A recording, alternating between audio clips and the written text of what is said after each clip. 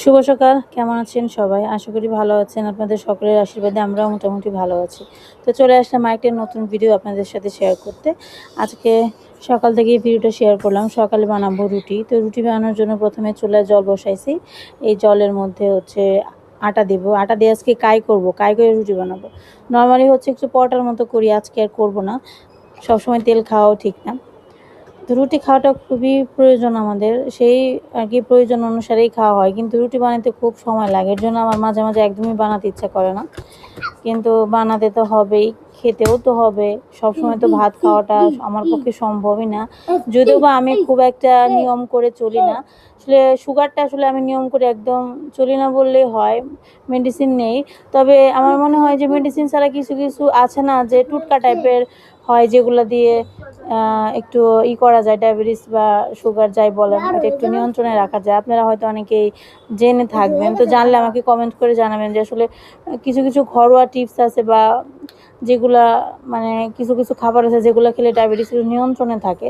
তো আমি অত ভালো করে জানি না, আমি ডাক্তার দেখাইছি, মেডিসিন খাই, ঠিক আছে, কিন্তু মেডিসিন খেয়ে তো আসলে ওভাবে কন্ট্রোলে রাখাটা কোনো বুদ্ধিমানের কাজ না। আসলে হাঁটতে যাওয়ার সময়ও পাই না, কারণ সকালবেলা থেকে ওই রাত পর্যন্ত এই সংসারের কাজকর্ম এই সেই করতে করতেই কেটে যায়, কোনোভাবেই টাইম ম্যানেজ করতে পারি না, একদিন করলে তো আরেকদিন করতে পারি না, এর জন্য নিয়মিত হাঁটতেও পারি না। ওষুধ তো খেতেই হয়, ওষুধ মাঝখানে কয়েকদিন খাইছিলাম না, তারপর আবার মেপে দেখি যে অনেক বেশি বেড়ে গেছে, তারপর আবার ওষুধ খাইছি। তো এখন আপাতত ওষুধই চলতেছে, কিন্তু আমি চাচ্ছি যদি হালকা পাতলা কোনো ঘরোয়া টিপস থাকে যেগুলো মেনটেন করলে একটু ভালো থাকা যায়, তো এর জন্য আপনাদের কাছে আর কি একটু পরামর্শ চাইলাম।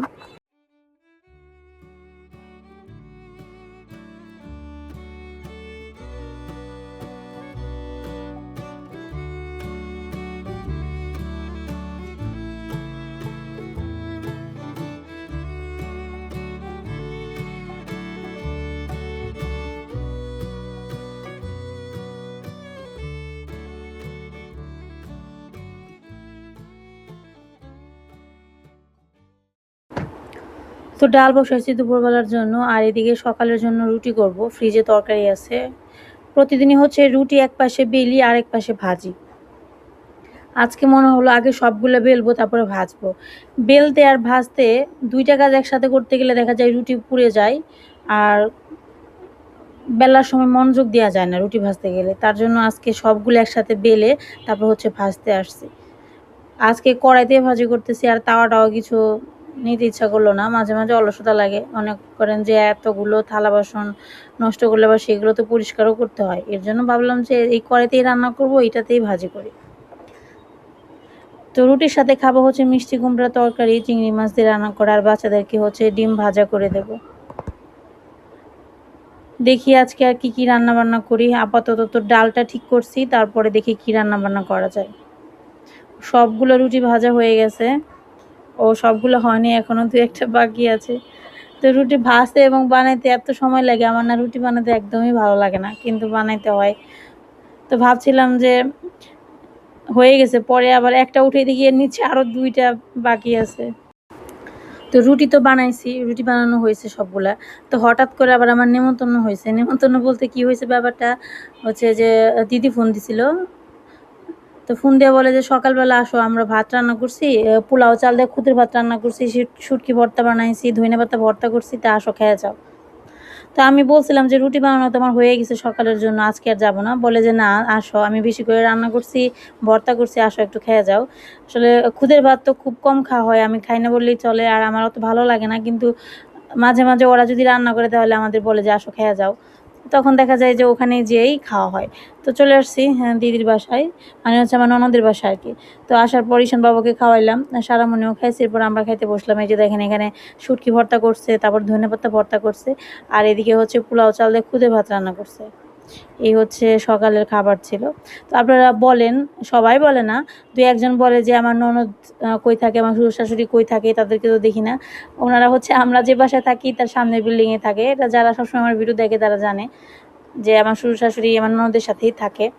মাঝে মাঝে আমাদের সাথে দেখা করতে আসে, থাকতে বলি রাতে, কিন্তু থাকে না। দেখা যায় যে অমের স্কুল থাকে, মানে বিভিন্ন কারণে থাকতে পারে না। আজকে আপনাদেরকে একটু মাকে দেখালাম, হয়তো অনেকেই আমার ব্লগ যারা শুরু থেকে দেখেন তারা তো জানেন যে একসাথে আমরা অনেক বছর কাটাইছি, প্রায় 11-12 বছর হবে। তখন তো সবাইকে নিয়ে ভিডিও করতাম, তখন দেখা যেত তো সবাইকেই আপনারা দেখতেন ভিডিওতে। আজকে মাকে সামনে পাইছি, তো এর জন্য ভাবলাম মাকে একটু দেখাই আপনাদের। এই যে দেখেন, তো দিদির বাসায় থেকে গাছ নিয়ে আসছে, দিদির বারান্দায় অনেক গাছ আছে। ওইখান থেকে একটা জবা ফুল গাছ আর একটা হচ্ছে সাদা সাদা ফুল হয়, এটার নাম জানি না আমি। তো এই দুইটা গাছের ডাল নিয়ে আসছে, আর এটা হচ্ছে গাছই দিয়ে দিছে আমারে। তো এগুলো লাগাবো আমি। এই যে আজকে এখন রান্না করতে পারি না, 12টা বাজে গেছে, আহারে অনেক দেরি হয়েছে। এখন রান্না করবো, বাজার আনতে বলছে, একটা সাথে নিয়ে আসছে আরো কয়েকটা। ঈশান তুমি যাও এখান থেকে বাবা, ঘরে যাও। সারা তোমার লেখা হয়েছে বাবা, পরেরটা তো বললো না, তুমি ব্রেক নিচ্ছ, তাহলে স্নান করে যাও। স্নান করতে যাও, 12টা বাজে গেছে, যাও। স্নান করতে বললেও না আছে, সারা স্নান করতে বললেও না আছে। বাহ, আমার মেয়ে তো দেখা যায় ডান্সার হবে ভবিষ্যৎ। দিন এত ঢেঁড়স আর ভিন্ডি কে, এ বাবা, এ কি এতগুলা কে ভিন্ডি? আর একটু বলে বেশি যে দাম সবজির সবজি নিয়ে হাহাকার। কেন 100 টাকা কেজি পটল, 100 টাকা কেজি পটল, তারপর যে সাইজ দেখে শান্তি। 50 টাকা প্যাকেট পটল, এই 100 টাকা বাদাম, মানে বাজারে টাকা ফেলে লাগবে অনেক শুনে বলছো না। ভেন্ডি 100, বেগুন 100। 100 টাকার ভেন্ডি কয় কেজি টাকা? 2 কেজি। ভেন্ডি সস্তা দিচ্ছে নাকি? সস্তা না, বেটার কাছে মেনটেন করে দিচ্ছে, মানে একদম পারফেক্ট বেগুন দাম।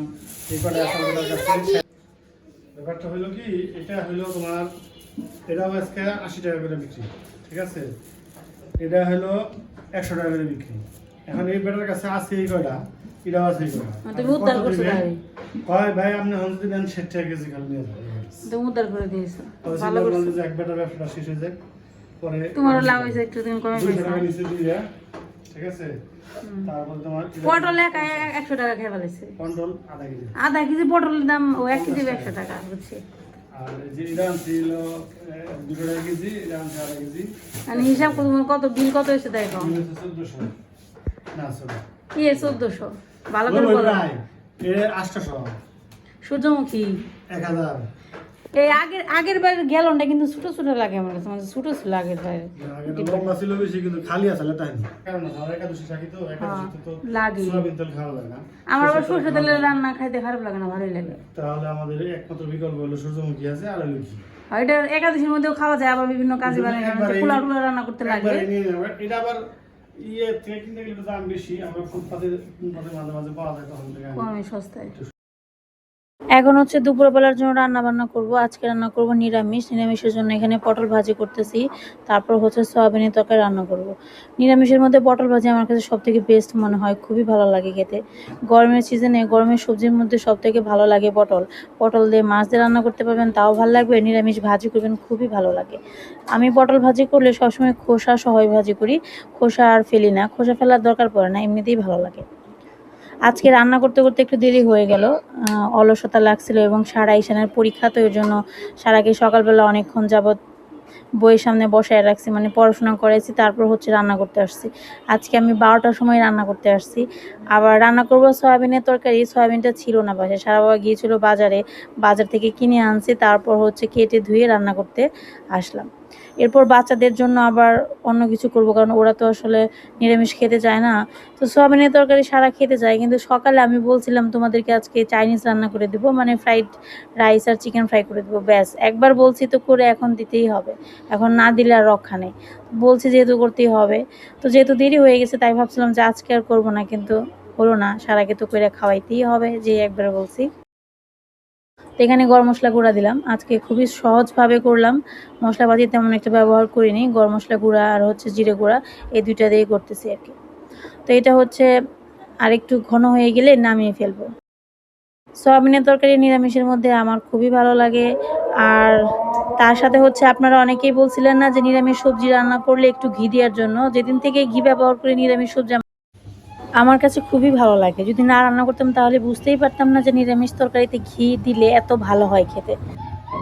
যিনি আমাকে বলেছিলেন, ওনার আসলে আইডির নামটা আমার ঠিক খেয়াল নেই, অনেক আগে বলছিলেন, তো ওনাকে ধন্যবাদ। আর এদিকে হচ্ছে এখন আমি চাইনিজ সবজিটা রান্না করব, সরি চাইনিজ সবজি না, চাইনিজের যে ফ্রাইড রাইস ওইটা রান্না করব। আসলে আমি তো একেবারে ওদের মতো প্রফেশনালভাবে রান্না করতে পারি না, মাঝে মাঝে হাবা চাবা করে নিজের মতো রান্না করি আর কি। তো আজকে নিজের মতোই করব আর কি। তো নামটা ওদের ব্যবহার করি কিন্তু রেসিপিটা ওদের মতো করি না। তো এখানে হচ্ছে আমি চালটা আলাদা করে সেদ্ধ করব না, চালটা একেবারেই রান্না করব। তো এখানে প্রথমে হচ্ছে ডিম আর সবজিটা আলাদা করে ভেজে তুলে রাখছি যাতে কালারটা নষ্ট না হয়, তার জন্য তুলে রাখছি। তারপরে এখানে তেল দিয়ে তার মধ্যে দিলাম হচ্ছে চিকেনটা হচ্ছে মশলা দিয়ে ম্যারিনেট করা। তো মশলার জন্য এখানে একটু গোলমরিচ গুঁড়া, তারপর হচ্ছে সয়া সস, আদা রসুন বাটা দেওয়া যায়। তারপর হচ্ছে এখানে একটু মাংস হালকা করে ভেজে এর মধ্যে পেঁয়াজ আর রসুন কুচিটা দিলাম। এখন হচ্ছে সব কিছু সুন্দর করে একটু হালকা করে ভেজে নিব আর কি। তো খুব বেশি ভাজা দরকার হয় না, আমি আমার মতোই বলি, আপনারা হয়তো আমার থেকে ভালো পারেন। এখন সবাই তো আর একভাবে রান্না করেন না, এক একজনের রান্নার স্টাইল এক এক রকম হয়। তো এখানে হচ্ছে একটু হালকা করে ভেজে এর মধ্যে চালটা দিয়ে দিয়েছিলাম, তারপর চালটা দিয়ে পর জলও দিয়ে দিয়েছিলাম, শর্টকাট রেসিপি দেখালাম। এখন হচ্ছে একটু টমেটো সস দিয়েছি, দিলাম হচ্ছে 2 চামচের মতো চিনি, তারপর হচ্ছে একটু লবণ দিলাম হালকা। এখন টমেটো সসকে সুন্দর মতো মিক্সড করে নিতে হবে। মিক্সড না করলে তো আবার দেখা যাবে এক জায়গায় লাল দেখা যাবে, এক জায়গায় দেখা যাবে না। টমেটো সসটা দিয়ে সুন্দর একটা ফ্লেভার আসে, সাথে রাইসের কালারটা একটু হালকা লালচে লালচে হয়। তো এখন হচ্ছে এটা মিক্সড করে নেব। আর যে সবজি আর ডিমটা আমি ভেজে তুলে রাখছি ওইটা হচ্ছে এখন এর মধ্যে ব্যবহার করব। আগে ব্যবহার করলে কালারটা নষ্ট হয়ে যেত সবজির, এর জন্য আর কি ভেজে তুলে রাখছিলাম। আজকে তো নিরামিষ খাবার, আজকে টেস্ট করতে পারিনি লবণ টবণ ঠিক মতো হয়েছে কিনা। তো সারা ঈশানকে জিজ্ঞাসা করলে সারা তো ঠিক মতো বলতে পারে না, ঈশান তো আরও বলতে পারে না। তবে আমি আমার আইডিয়া মতো দিয়েছি আর কি। মনে হয় যে বেশি হবে না লবণ, ঠিক মতো না হলেও একটু বেশি না হলে ভালো, একটু কম হলেও তো খাওয়া যায়, কারণ বেশি হলে তো আসলে খাওয়া যায় না। তো এখন হচ্ছে সবজি আর হচ্ছে ডিম সুন্দর করে মিক্সড করে নেব, ব্যাস হয়ে গেল। খুবই সহজ রান্না, আমার কাছে এই রেসিপিগুলো খেতে খুবই ভালো লাগে। মাঝে মাঝে করি, আজকে নিরামিষ না থাকলে আমরা সবাই মিলেই খেতাম, কিন্তু যেহেতু নিরামিষ এর জন্য আমরা খেলাম না।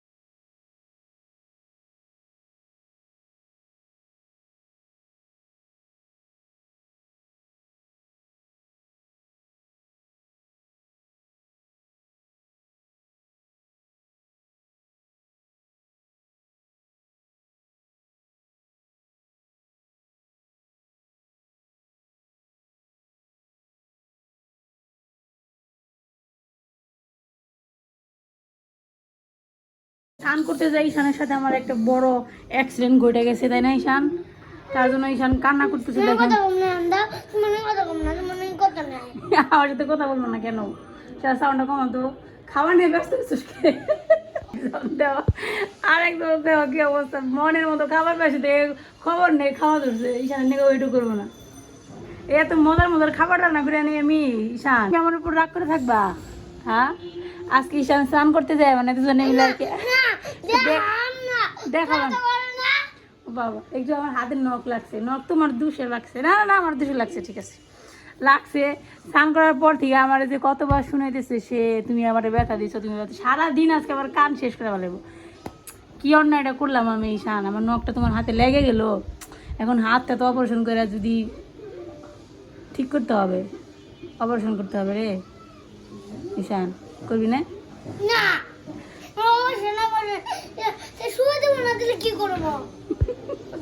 ঈশানের যদি হাতে পায়ে কোনো একটু কোনো রকম একটু কিছু হয়, যদি নিজে নিজে পায় তাহলে তো সমস্যা নেই, যদি কারোর দ্বারা হয় তাহলে তার খবর আছে। সারাদিন তার কথা শুনাইতে শুনাইতে শেষ করে ফেলে। আমার কপালে 2 দিন পর্যন্ত কথা শুনতে শুনতে যাবো গো।